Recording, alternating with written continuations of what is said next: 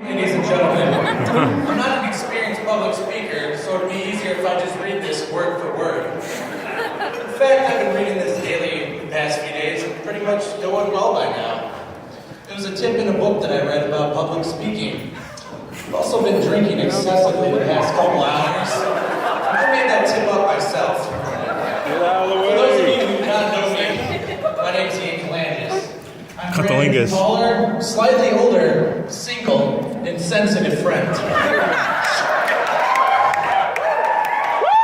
Before we get started, I'd like to say how nice most of you look tonight. I'm glad to see some of you made an effort. I'd first like to thank Mr. and Mrs. Hopkins for such a fun and memorable evening, and for also blessing us with such a beautiful daughter.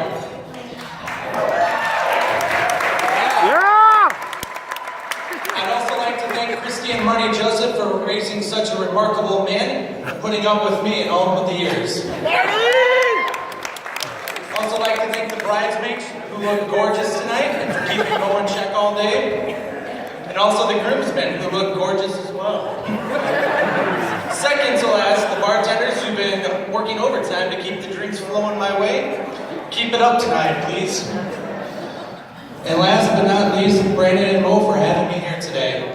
Mo, you look very stunning today, and it's clear you're making Brandon more handsome than he actually is.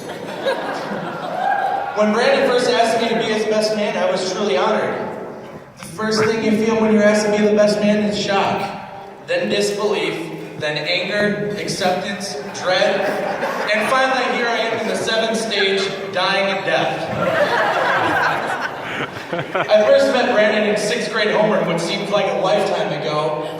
His last name beginning with J and mine beginning with K. We were pretty much forced to sit by each other since day one. In our middle school days, Brandon and I were very different in taste. Brandon liked to listen to Blink-182 and Alkaline Trio. I didn't really like music. Brandon was into baseball and I was only into hockey.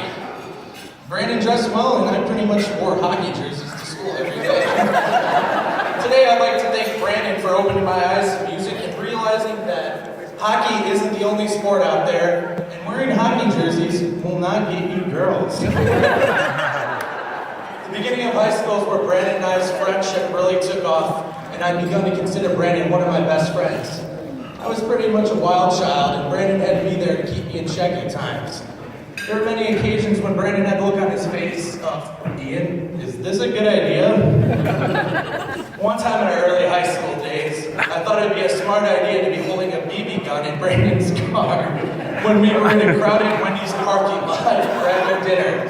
Brandon, of course, assured me that I should not be having this BB gun out in public. Long story short, when we arrived back to Brandon's house, we had to explain to the Crystal Lake Police Department and Brandon's mother, Christy, that I did not have a real gun. Someone had called the police and reported Brandon's license plates when they saw the BB gun. Thank you, Christy, for not strangling me. I appreciate it. And sorry, Brandon, for almost dragging you into the criminal lifestyle. That incident was a point where I realized I needed to take it down a few notches and listen to Brandon's voice of reasoning. Outside of school, Brandon and I begun to hang out a lot more and expanded our group of friends. The rest of our high school days were filled with many bonding and memorable times. Late night bonfires, struggles to find beer, and in Brandon's case, fruity drinks. Many road trips around the Midwest, attending Blackhawks games, and any other shenanigans out in the good old Crystal Lake area. Those times brought us together as a group of friends. After high school, we went our separate ways to various colleges across the Midwest. And you would think that after not seeing someone every day to only seeing them during winter breaks in the summer, a friendship would drift apart. But that was not the case with Brandon and I. We made the most of our time back home during winter breaks and summers. One of my most favorite memorable times with Brandon was right after graduation, when he graduated from Indiana and I had actually finished up my first internship. We both had some downtime on our side and decided to take a last-minute trip to Florida after a well-deserved relaxing time. We made zero plans for the actual trip and booked the flight and hotel less than 2 weeks from departing. The whole trip we pretty much wrote out and reflected on our crazy lives and what the future had in store for us. That is one thing that we always were so strong between me and Brandon, that our friendship, we were pretty much like brothers.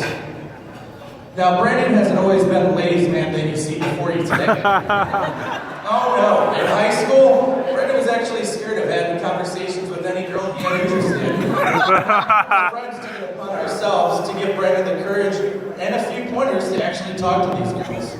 Brandon took it upon himself to brush up on his women's designer purse knowledge. And before you know it, he transformed into the Brandon you see here today. Because of this, I'm not sure if Brandon or Mo is the lucky catch here today.